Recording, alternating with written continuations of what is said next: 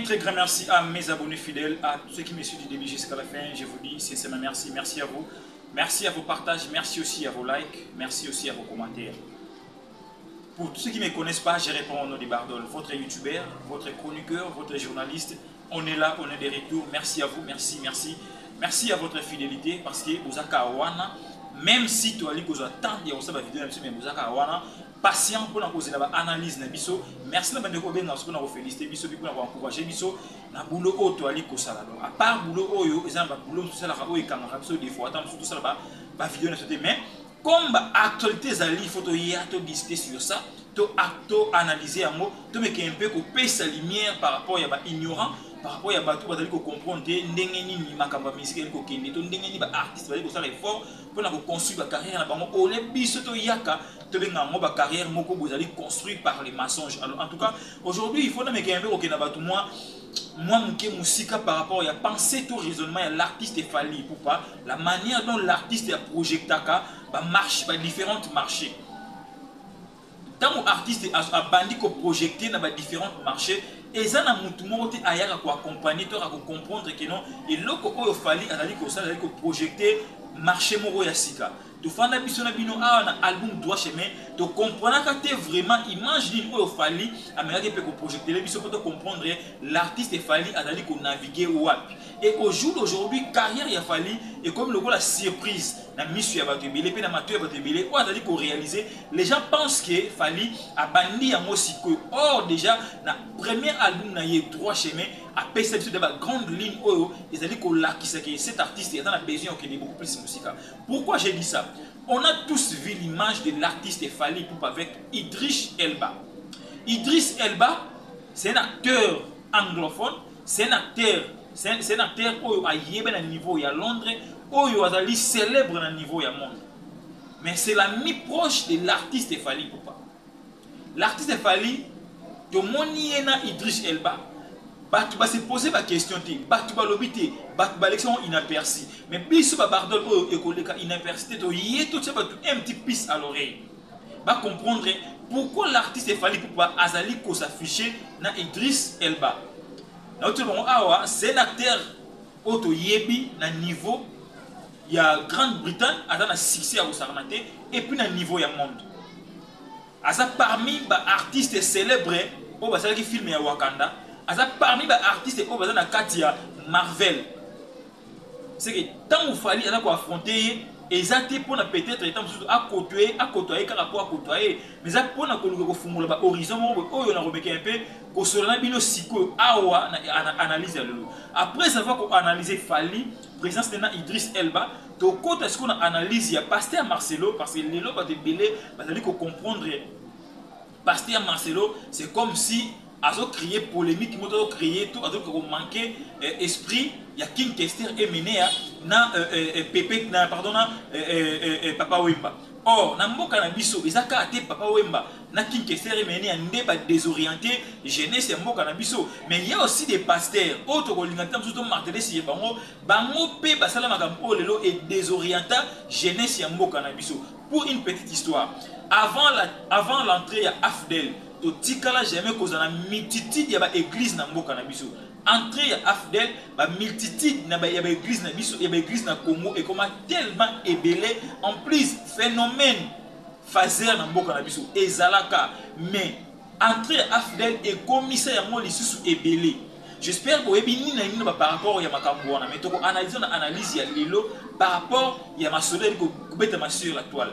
Donc on met un peu aider à comprendre que combat bazali ko mener contre Fally na concert ya Paris la défense et ça combattre il faut mener à lelo. C'est parce que c'est un artiste oyo autombo la drapeau ya mboka na biso le plus haut. C'est un artiste oyo lelo Congo ya Congo ezolo ba matam na ndenge ya ba guerre na ndenge ya musique na ndenge ya ba actualité ya malamu c'est parce que y a un artiste Fally qui existe. Ba bimisi calendrier ya Paris la défense pour nous dire que l'artiste Fally concerné les 25 ils a annulé par rapport à match moko ya rugby et le 25 novembre. Tout selon l'analyse ya lelo. Alors je vous invite tous de s'abonner massivement sur ma chaîne Bardol officielle. En tout cas, vous ne serez pas déçus. Vous ne serez pas déçus. Ceux qui ont s'abonner, n'hésitez pas de partager notre vidéo benga bande comme ça ba s'abonner pour to sera communauté et c'est là vraiment mon sur ce na li copé sa moto na bande ko tout batal la na barre officiel surtout bande ko ST en tout cas merci na bino et puis bande ko les États-Unis en tout cas États-Unis merci na bino parce que botika ngate par rapport à aide na bino par rapport à appel na bino na France na Belgique vous êtes tellement nombreux au benga biso surtout pendant cette vidéo sur ko benga pourquoi par rapport à cette vidéo et ça qui juste parce que na la qui na matanga et puis ba misala miso na mo bande ko permettre peut-être na ça la vidéo mais on est de retour on est là maintenant pour analyser bah ma caméra qui circuler sur la toile. Alors donc au la présence il y a l'artiste Fally face à Idriss Elba. Idriss Elba c'est un acteur connu de tout le monde, c'est un acteur connu partout dans le monde. Et aujourd'hui si l'artiste Fally a côtoyé Idriss Elba ils allaient pour peut-être buzz. Parce que Fally c'est un artiste qui a vivre la base, qui a carrière dans base, mais il a carrière dans la réalité. Déjà, pour signaler à tout le monde, ce n'est pas pour la première fois que tout le monde a un célèbre artiste, pardon, un célèbre acteur, le coup là, Idriss Elba, c'est tout proche de l'artiste Fally Ipupa. Avant sortie, il y a Tokos Gold, tout le monde a un acteur, presque tout, il y a Marvel. Bazalaka on a un coup de pouce dans l'artiste Fally par rapport il y a Tokos Gold réédition Tokos D. Tout le monde a y compris présence il y a Idriss Elba Azali Kolobe la Tokos D à l'artiste Fally pourquoi c'est par là que comprendre que l'artiste Fally Azan na ba relation ou artiste na ba grand acteur to na ba grande personnalité ya mokili oyo. Alors présence il Fally face à Idriss Elba biso to analyser on a ndenge na biso et puis to ete ça va tout sens moko pour comprendre qu'est-ce qui se passe derrière makambo oyo. Alors donc ozong na batu un tout petit peu en arrière par rapport à la carrière ya artiste Fally. Déjà Fally c'est un artiste oyo alinga qui était beaucoup plus au la communautaire mais alinga qui beaucoup plus que l'artiste connu partout dans le monde. Partout à Rokende, partout aux Alabat, pas reconnaître que non, c'est lui c'est un artiste. Il y a Moka Moro Songolo, mais c'est la vérité. Il y a Mokilmo Bimato, il y a Afrique. C'était ça l'objectif de Fally Ipupa. Avant Fally emboîter marché française, et c'est là qui n'a pas bilo ko Fally a lancé qui pour écouter ça y est dans marché française. Tout le monde a featuring Fally, ça là déjà n'a pas tout le coup là crise de charismatique déjà na carte ya marché française, bazala qui dans ma casse. Tout le monde qui Fally a bête featuring n'a pas tout artiste déjà na carte ya niveau ya France, bazala qui na moins notoriété moro pour un album droit chemin. Alors au fur et à mesure Fally a s'imposer qui na makaba featuring tout le monde qui n'est pas artiste va évoluer en France, va adopter il Fally, bazana Fally, va passer couleur moroboé par rapport il y a eloko oyo Fally azala qui n'a pas besoin. Lelo na niveau ya France Fally a artiste oyo mututé a ko bunga. Lelo na niveau ya marché française l'artiste Fally a conquérir et en prévané na carte ya marché française Fally a décroché disque disque d'or a décroché prix et belé Fally na carte ya marché française et ça na maison de disques oyo zali ko produire Fally et zali ozali koni. Alors Fally alinga peut-être ko suka kaka na marché française. Alinga un tout petit peu ko élargir musique et puis ko élargir la personne de lui-même Fally Ipupa. Alors qu'est-ce qu'il faut faire? Il faut d'abord que Luga un peu qu'on s'attache n'a pas tout au du domaine il y a bilo même makambo oyo azali kosala. Quand je dis du domaine c'est que bato bazo comprendre le marché, tu vas comprendre comment est-ce que mboka wana et vivra rapport le kambo tali culture. C'est ça en fait il faut Fally alura beaucoup plus na kambo na Fally la France a fité na ba artiste presque tout na niveau ya France. On va faire le succès la France Fally fité na ba. Et lelo Fally la France aza artiste autre ko lukate to ko tunate. Fally la France a conquérir le marché français. Et alors aujourd'hui Fally déjà dans ma pensée on a besoin de reconquérir le marché anglophone. Marché anglophone c'est le marché où dans le colo et va marcher presque belé. Pour contredire raté ceux qui n'a pas aussi besoin ça dans commentaire. Alors pour conquérir ça, qu'est-ce qu'il faut faire? La première des choses, il faut côtoyer Batu Oyo, basana maîtrise, il y a marché anglophone, il faut côtoyer Batu Oyo peut-être, basana facilité, il y a tout un Fally, na public anglaise, na yé artiste francophone, parce que ce n'est pas facile, tout le monde est un artiste francophone, il y a s'attacher na musique anglophone, il y a s'attacher na population Oyo, il y a beaucoup plus de musique anglaise. Mais aujourd'hui, l'artiste Fally a méqué un peu au fond horizon, il faut comprendre tout le bien. Mais Batika li bouche be bali ko lobela yangote. Pourquoi bali ko lobela yangote? Parce que ils a fallu. Ceux qui sont artistes mususu balinga ki be ba lobela yango. Mais moi j'ai compris une chose. L'artiste Fally et loko nyonso asalaka a méqué un peu ko fongola yango ba comprendre. Tala eloko na osala yango po soki lobi e boti mouvement bolo baté que eloko mona improviser yango bolo baké eloko mo na bana ko travailler sur ça et yango pesi na mouvement oyo lelo na uto bon avant Fally a beta musique qui tourne en France atana bato ya kotoyaki o ba bi marché wana malamu. Alors kolongwana la France atana besoin de conquérir marché anglaise. Marché anglaise, il faut quand même écouter na bato ba yebi idéologie nango ndenge zalaka. Alors qu'est-ce qui s'est passé? Les autres monde Fally na Idriss Elba. Idriss Elba ozali célèbre acteur na niveau ya Londres. Idriss Elba ozali acteur mo connu ozali ko maîtriser marché anglophone. Ozali ko maîtriser marché anglaise. Donc, ce sont des personnes qui vont aider l'artiste Fally à faire asseoir beaucoup plus dans le marché où peut-être nanouye à yébiter, à yéber le plus vite que possible. Parce que ce n'est pas pour rien Fally à Koki ko choisir Idriss Elba, Azane comme ami, nanga, nabinoto yébiter mukolo oyo Fally à tissa qui ba relation ya malam. Pour la première fois que Fally a coopéré avec Idriss Elba, ils ont une sortie officielle, il y a Tokos Gold. Tant que acteur on a tout bané aussi la promotion de Tokos Gold, tout le monde a Tasha Smith, tout le monde a Idriss Elba, tout le monde a presque belé, parce que ça la promotion il y a sorti il y a Tokos Gold. Après deuxième vidéo, tu vois comment on a tout Fally Idriss Elba, oh yo est inutile de comprendre que non local l'artiste Fally on a besoin il y a pour conquérir le marché anglais, il y a un autre monde peut-être a commis qu'on s'attacher beaucoup plus na local Idriss Elba pour ne pas faciliter surtout dans le marché anglais. Rester avec Idriss Elba, c'est d'abord qu'on vendre image. Il y a un artiste et musicien oyo azol luka ko la musique qui na pays oyo peut-être ba yébien na nubiété. Rester avec Idriss Elba, et d'aller qu'on faciliter batumi surtout population oyo bazana na niveau ya Londres et tout oyo anglais va comprendre que non demain ou après demain cet artiste est peut-être en face de nous alors tokoki sikoyo ko accueillir ye comment ou soit na kati ya Londres to na kati ya Grande-Bretagne il y a aussi des certifications qui se donnent là-bas. Alors pour n'attendre ce Fally azo ba certification ya kuna to allons à marcher à kuna il faut que ça a traîner ba Idriss Elba. Est-ce que Moutoumoko a yé pour comprendre l'image et la idée à Fally? Est-ce que Moutoumoko se poser la question? De se poser la question, mais de cause de lobby et s'éclater que Fally a eu 10 que dans niveau à Londres, to Fally peut-être à sali mouche dans niveau à Londres, batbako yabal ba c'est du cosa les cas. Mais tant que abandi ko préparer un mot boy, abandi ko préparer un mot, Moutoumoko te na idée na yebi que oyo Fally a c'est préparation comment reconquérir le marché anglophone. Marché anglaise.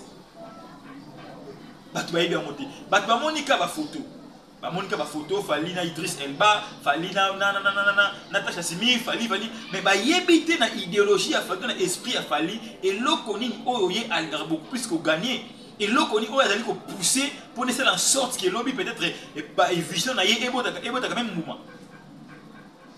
Point de départ ya moyo oyo Fally à l'axe na biso. Point de départ, il y a un point d'arrivée après tout le Fally. Mais point de départ, il y a c'est par ici que non, cet artiste il est vraiment professionnel. Cet artiste est professionnel par rapport à l'andela makambu oyo alingi asala. Donc par rapport à la légal na sol oyo ye alingi peut-être ba adopter. Parce que na Congo na biso to yebi ba artiste oyo to ba star oyo ba côté ba star ya monde. S'il faut compter peut-être papa oyo mateli kaka na producteur na ye ba ça na émotion les noms échappent encore une fois de plus il y a producteur ya papa oyo ba wana comme les kiminga to yebi ka ye s'il faut to ba keno entraîner na ye. Mais aujourd'hui Fally a pesibiso ba facette ba star et belé ya monde auto bana ko révéler na ba TV to bana ko mona kana ba TV mais Fally akoma ko yela biso yi akoma ko yela biso bango boy en face. C'est que les lots qui est tenir qu'il fallait à conquérir le marché anglais. Et ali au hasard, et ali et loko oyo a bandi déjà ko lukayango tout au début. Alors to yaka ko ba makamto ali anamo que tout le barrage comme en aval. Parce qu'en amont, tout le monde il fallait être riche. En aval, dans une certification, c'est du ça les cas qu'il fallait à construire carrière dans les mensonges. Mais début dans le côté, heureusement tout ça, pour qu'on réveille pas tout qu'il fallait déjà abandonner qu'on construit quelque chose où artiste congolais belé bazali ko rêver, to média congolais bazali ko rêver, to analyste, to journaliste bazali ko rêver. Oyo lelo ole ba communiquer na bato batikali bouche be calme mais ba koloba yango te mais bato zela e comme grave et s'éclater après ba lobela yango mais to ye kolobela yango te ko tata na bino demain ou après demain soki bomoni fali afandi assiégé na marché anglaise c'est qui boye ba que non il y a des personnes comme les Idriss Elba oyo ba ko aider pour ba aye bana ko faire asseoir style na ye musique na ye sa personnalité na niveau ya Londres to na niveau ya marché anglaise okoki jamais ko kende esika oyo oyi marché na moté yo moko ndengona il faut toujours la accompagner na batu oyo ba yebi marché wana to batu ba yebi comment est-ce que population ya moko na ba vivaka fali dans un concert na Ovo Arena na décembre et c'est à niveau à Londres. Ça arrive qu'il fallait à Matissi Idriss Elba na niveau à podium nae. Vous savez combien de Londoniens oyo ba ko luka peut-être ba découvrir mais qui est cet artiste oyo azali est collé serré na star na biso planétaire. Vous savez combien oyo l'artiste fallait à ko gagner en termes ya image ya artiste. Fali, c'est un artiste qui a d'abord pour vendre image dans ndenge ya malamu et puis aluka ça na batu que non nazaba parmi les artistes qui bazali ko sala makambu na bango professionnellement proprement dit qui est ko luka ba actualité peut-être na ba base. Je pense que les gens doivent savoir une chose, doivent retenir ça. L'image d'Idriss Elba, ça nous dit beaucoup, ça nous révèle beaucoup de choses. Oh, il faut retenir, oh, il faut simba yango pour lobby ce qui et s'éclater, batu baibal baté que non fali à sali biko saleka, to fali peut-être d'accord improviser pour aller comme ça non, mais l'artiste il fallait construire relation avec malembe pour ba siéger na niveau il y a un marché anglaise. L'artiste il fallait pas le 25 novembre dans la concert na URL na Paris la Défense, c'est pour la première fois un Congolais a bête musique na Paris la Défense, to a bête concert na Paris la Défense. Mais tout le monde a page et belé, basali kolobela sur annulation ya concert ya fali. Est-ce que concert local ya fali na Paris la Défense ba koki vraiment ko annuler am. Et l'okoni est révélé partout. Baloba eloko ndengona. Pourquoi ba page na biso o total la mingi basali koluka ko désorienter batu oyo balingaka musique to balingaka information. Oui.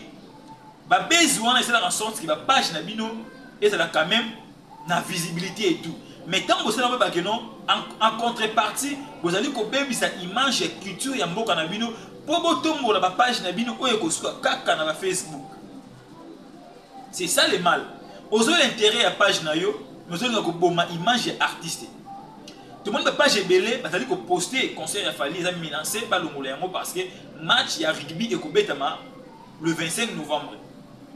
Déjà, les gens doivent savoir une chose. N'importe quoi conseil beta mara beta mara tongo sati.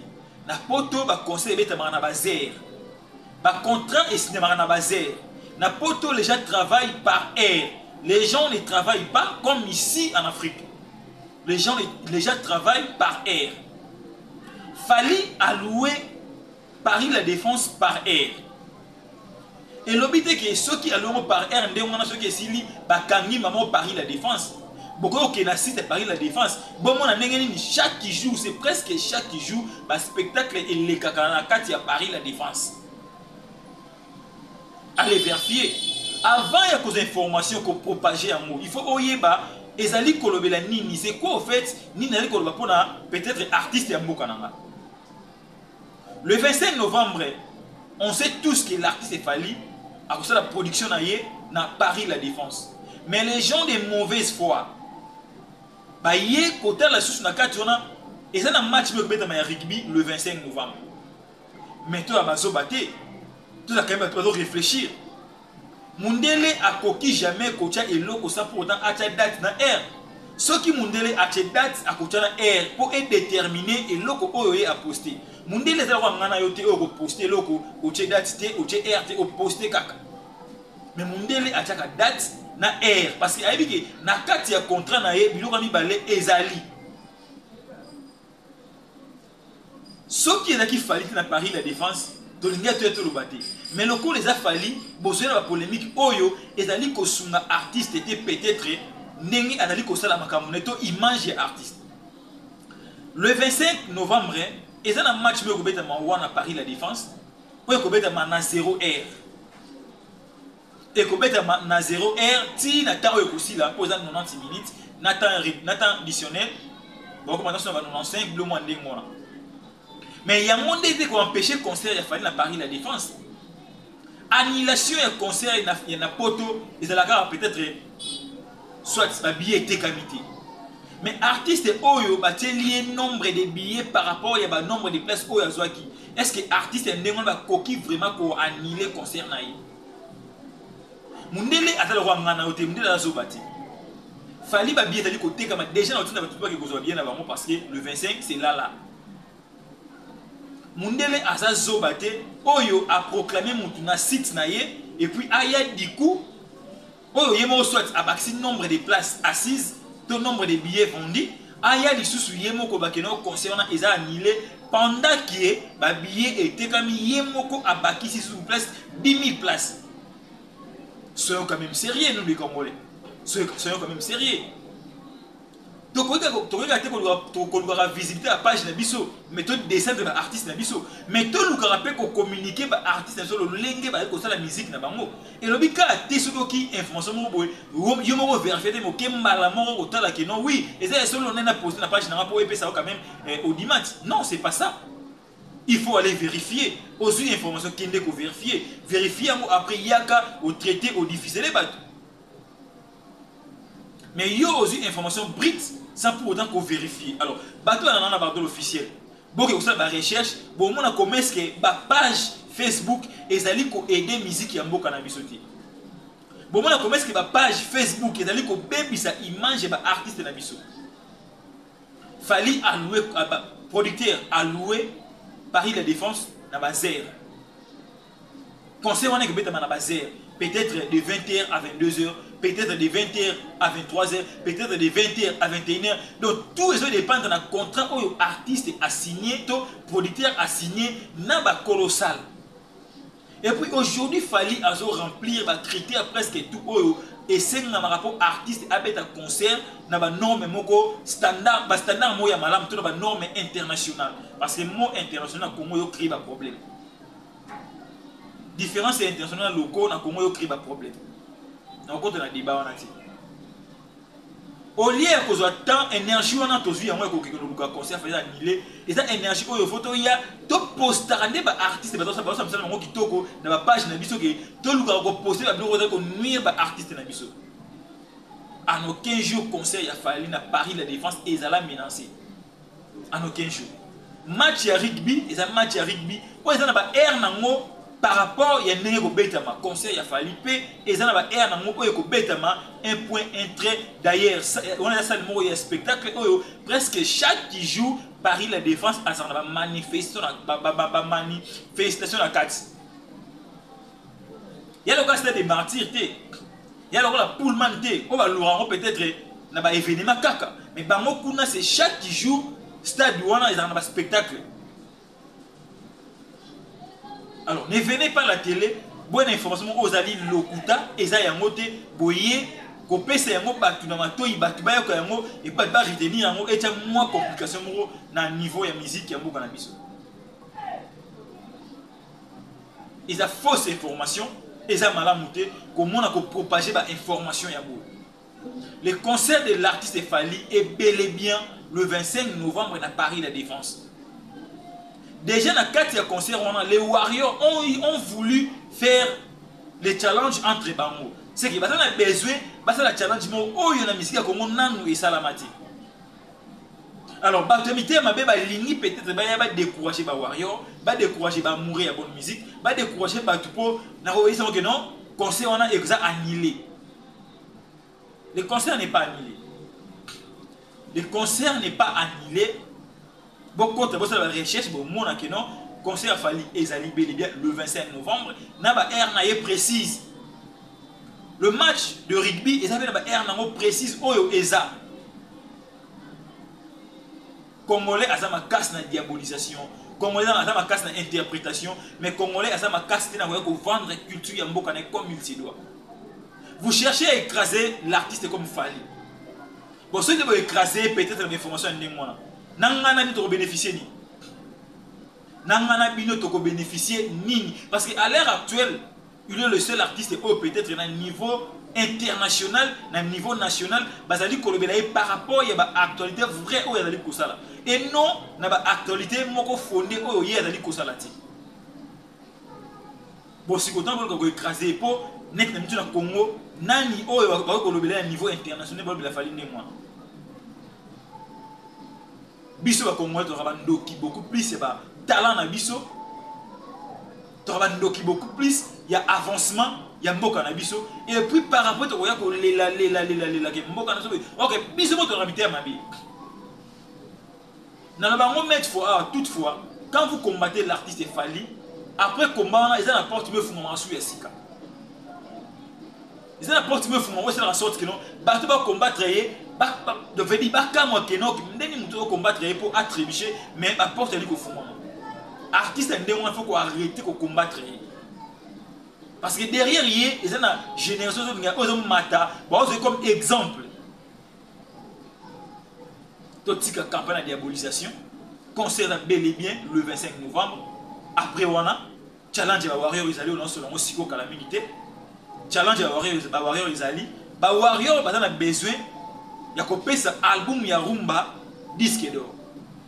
Depuis Congo et la Congo, il n'y a qu'un seul artiste rumbiste. Oh, il y a un disque d'or certifié à niveau de la France.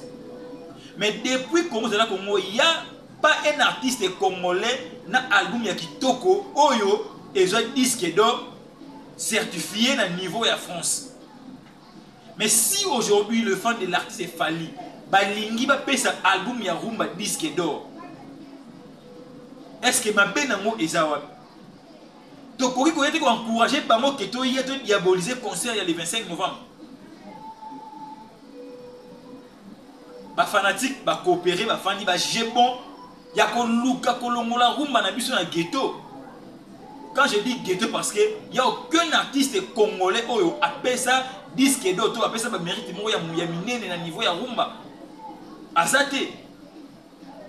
Et c'est là quand même Sonia au monde rumba auto bête la tolo rumba auto contre le docteur Nico et ba grand calé et ba bébé calé auto ba non et ali berceau il y a musique qui Afrique mais nanou artiste rumbiste moroté na voix na ya danser na ko maintenant danser na ba texte ya danser à cela album robolo et pesa y disque d'or vrai na niveau snap nani habité le Congo dans les centres de musique ya rumba nani habité que na Congo ba artiste ba ma danser rumba na Congo a nani habité le Congo côté rumba doit danser mais nani habité que les artistes congolais presque tout va aller envisager marché français nani bien on dit mais au moins na carte makambona il y a aucun artiste congolais pour émettre album ya kitoko parce que la musique ya kitoko qui notre moment non nzembo ni moko est un disque d'or ce qui le fallait a réussi na ba fan na ba réussi ko pesa album ya rumba disque d'or. Ils ont un bénéfice na biso ba congolais et puis dans le bénéfice il y a yango moko rumba parce que ils ont un artiste moko yé couper ça disque d'or na musique oyo biso to linganga beaucoup plus que tu vois numéro 1 na mboka na biso mais batu ba fani wana bata mauvaise foi fani wana pona ko luka kaka ko perturber ba décision oyo ba warrior bazui pona ko perturber ba monde ba distraction moko et tout. Mais les warriors, soyez focus, soyez silence pour nous réaliser et là où on a besoin par rapport à l'artiste. Pour ceux qui possèdent les lobes bakeno, na Congo et qu'on a fier na bino par rapport à loko bosali. challenge na bino ezala vraiment malobate mais la challenge oyo et ko pesa pena réalisation o vous en avez besoin pour ceux qui vont pesa en fali formule c'est dessus disque d'or ils a fierté na bino et puis à Congo. Donc moi je vous encourage il y a ça la challenge on a tina suka surtout besoin décision avant au côté dans le stade dans Paris de la Défense il faut dans la disque d'or pendant dans la disque il y a formule 7 en tout cas ça sera une bonne chose bah tout va se bien à bango bosom maka disque moko je pense que l'artiste fallait a décroché disque d'or on a une formule 7 et sans oublier aussi Tokos D et ça 95% il y a aussi disque d'or donc vous allez combiner en pour épée sabino actualité et puis level na musique qui a mboka na biso Congo. Moi je crois qu'il y a beaucoup ça na binongo. Alors parlons à présent cette histoire de Marcelo Oyo Aouti Kolobela Aouti c'est la mot base kana mingi par rapport à Badir Naï. Badir il y a pasteur Marcelo en tout cas est blessé Batubili. Badir il y a pasteur Marcelo est blessé même dans la famille biologique il y a battu Tanaki ba Congo na prédication naï. Mais c'était quoi l'idée de pasteur Marcelo? Mais est-ce que pasteur Marcelo a sali en mot sciemment ou le pasteur Marcelo a sali en mot par rapport à l'idéologie ou peut-être les jeunes gens na kimba comme un mot? Parce qu'il y a une différence entre Papa Wemba qui est un responsable de sa famille et l'idéologie de Papa Wemba. C'est une différence entre Fekin Kestere Mene qui est un papa des enfants na idéologie de King Kester Menia. Ba artiste de moment ya Congo ba na ba idéologie na bango oyo ba imposer yango na ba parcours na bango. Il y a aussi des pasteurs congolais ba na ba idéologie na bango ceux qui na ba église bango ba fidèle na bango ba na idéologie et ba pasteur na bango. Ceux qui na Congo bo tali bo comprendre ça ndenge. Mais prédication, il y a pasteur Marcelo, et qui sur quelle base? Pasteur Marcelo parlait de quoi avant à ça l'allusion, il y a Pépé, il y a Papa Wemba, n'a fait qu'une question rémunérée. C'était quoi les sujets? Mais c'était quoi l'impact au pasteur Marcelo qui a des combos, il y a des artistes. Tout le qui est un peu comme ça. Moi je pense, prédication, ton message est pasteur Marcelo, et ça qui n'a sens par rapport à l'idéologie où il y a des combos. Le pasteur Marcelo parlait sur l'entrepreneuriat. Ici au Congo, les Congolais et Belé, ils ont un problème de l'entrepreneuriat, ils ont un problème de créer une entreprise. Les Congolais et Belé, parce que l'ensemble dans le Cambo est peut-être il y a divers. C'était ça l'esprit que le pasteur Marcelo prêchait. Mais il a fallu le pasteur Marcelo article la ligne où il y a mais pourquoi le pasteur Marcelo a voulu comparer l'esprit quinois par rapport à des artistes? Il a fallu peut-être allober l'idéologie à Papa Wemba, na idéologie à fait qui s'est mené sans pour autant citer leur nom. Moi je pense que l'idéologie Papa Wemba est une idéologie oyo biso ba jeune belé to hérité. Mais tu hérité on a ndenge pe ma bête de hérité on a ndenge que baza ba artiste ba star ya mboka na biso baza na idéologie na bango en tout cas ça peut bientôt se servir na mo. Soki idéologie ya ba artiste et musicien et BBC jeunesse to yeba yango pe idéologie ba jeune pasteur et ba pasteur oyo ba bina 2000 jusqu'au jour d'aujourd'hui bango pe baza na makambo ba sali lelo et bomi jeune génération ya mboka oyo. Est-ce qu'il y a des pasteurs congolais qui oyo babimi na basi na bala ya bato? Est-ce qu'il y a des pasteurs congolais qui oyo peut-être babimi babisi ba vie ya bana ya bato? Est-ce qu'il y a des pasteurs congolais qui oyo babisé na ba famille ya bato? Donc c'est vice versa. Chacun de nous a sa particularité par rapport à la destruction et à gérer sa mboka na biso. Ne venez pas s'accrocher na ba artiste et musicien pour passer la musique et au domaine remboki. Chacun de nous a sa particularité. Chacun de nous aussi a un rôle à jouer qui, avant, les jeunesse est un tout petit peu perturbé. Mais je ne pense pas l'idéologie Wemba Dio ou l'idéologie il y a fait qui s'est mené à Yamone et entraîné par bloc autour. Namboka na biso sotali bien. Babiloko oyo to ko tana ba TV lelo dans les réseaux sociaux, tu vas copier en Libanda. La plupart des choses, si vous partez à l'États-Unis, les gens diront que non, oui. Sauf que vous partez aux États-Unis, vous allez comprendre que les jeunes épelés, artistes, et l'objet est que tout le monde a le même esprit, le même chemin. Non. Ceux qui coûtent en Israël, pas qui na carte Égypte, qui unis, mais comme dans désert, comme séparés. À combien plus forte raison puis na c'est à moi oyo, tous na idéologie moko na idée moko. Si vous voulez aider la jeunesse congolaise, c'est juste que il y a ma prédication oyo ko aider biso na bandenge moko ya malamu ki bona prédication oyo et ko inisa biso na bande commission ko ba ndeko na biso poto linga bino beaucoup plus. L'idéologie de Papa Wemba, le pasteur Marcelo, a cru que l'idéologie peut-être est comme les gens belé, ou peut être autant bêté, mais qu'on fait rêver na biso que oui, suivre l'idéologie de Papa Wemba, c'est pas si mauvais, mais il faut qu'on y ait pas yo gêne. Donc on dit que suivre l'idéologie de Papa Wemba, y ait pas que non, lobby na yo, lobby est dans ma boko na yo jeunesse. Ton mboka na yo dans ma boko no lobby. Au cru qu'on a la sapologie, mais pensez bien na mboka no lobby. Au coco na idéologie ya Wemba, mais y ait pas que non. Moi, quand on lobby, il faut vous parlez sur l'entrepreneuriat. Bravo à Pasteur Marcelo. Parce que biso na Congo, qu'on investit et ça moi passe. Biso na Congo, tu auras trop dans divers. Il n'y a que peu où va passer à moi qu'on investit. Mais tu as beaucoup plus divers et tout voilà. Divers peut-être dans ma bête. Mais tant que ça va divers, tu y a un lobby. Na biso ekozala comment to mboka to avenir en mboka lobby ekozala comment to kufela la diversité. Je ne suis pas contre les pasteurs Marcelo. Je ne suis pas aussi pour les pasteurs Marcelo, mais je voulais juste poser des questions à mes abonnés. Bah intention un pasteur Marcelo qui nini par rapport au temps à des noms. Et j'ai bien dit ici, il y a aussi des pasteurs congolais qui bah désorientés jeunesse ya mboka na biso.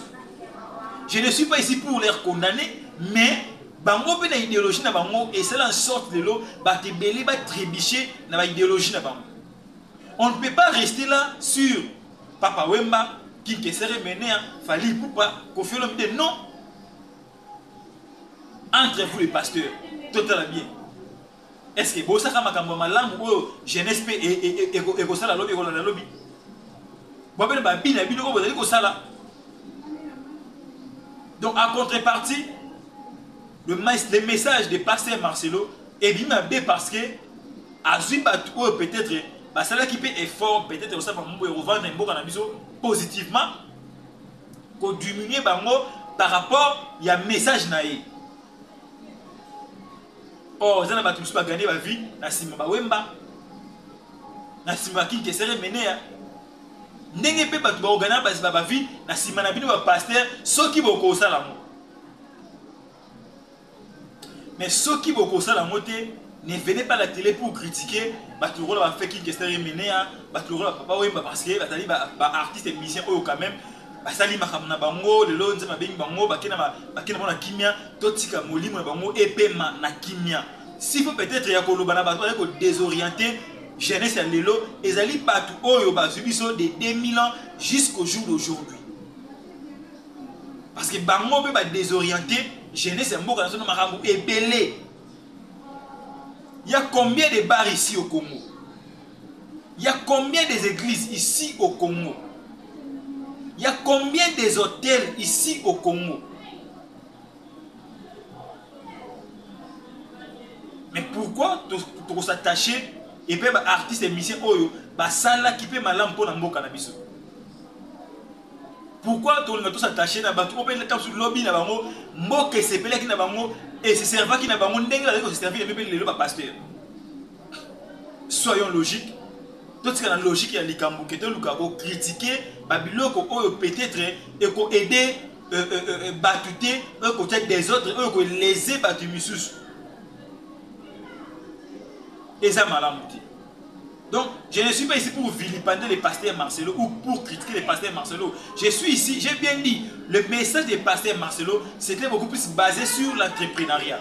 et dans l'entrepreneuriat jeunesse à Congo oyo bazali kokapenza te kosala makambo yango parce que se lancer na idéologie moko boyo peut-être yé âgé bon ya kotia Congo ya fait qui ça mené na papa wemba oyo lelo peut-être 10 ans passés bazali sur bon moité. Alors quelque chose de 10 ans passés pour doit changer, il faut qu'abattre et donc tu avoir conscience. Il faut que tout le monde ait conscience. Tant que tout le monde a conscience, mais pourquoi tu as la bataille, c'est pas pour faire le mot. Ezali, bino va pasteur lelo, bo prêcher biso malamu, bo prêcher ba fidèle malamu, ba comprendre qu'est-ce qu'il faut faire na 10 ans passés. Oh, to sala kité, ni to ko sala sikoyo, que ko zongi sa bango na 10 ans passés. Ça c'est pas normal. Ça c'est pas normal. Ça ce n'est pas encourager, mais c'est détruire aussi davantage ou séparer aussi davantage la population entre bango. Parce qu'il y a une église, il y a pasteur Marcelo, il y a des fidèles. Parce qu'il y a l'église, il y a artiste de mission. Tout le monde qui va venir sur le pasteur Marcelo, Azolo Belabilamba. Et ça, idéologie. Et ça, idéologie, il n'y a pas idéologie, qui est mené. Mais s'il faut le pasteur Marcelo, on le idéologie, mais il faut changer quand même temps sous cap. Donc, on change temps par rapport à le Belango. Ça sera quelque chose de bien. Que peut-être on va blessé par le monsieur pour se sauver, pour le roi sauver, il y a le camoumo. Je pense qu'on doit comprendre par rapport à l'analyse, par rapport à pasteur Marcelo a mis un peu moto sur la tôle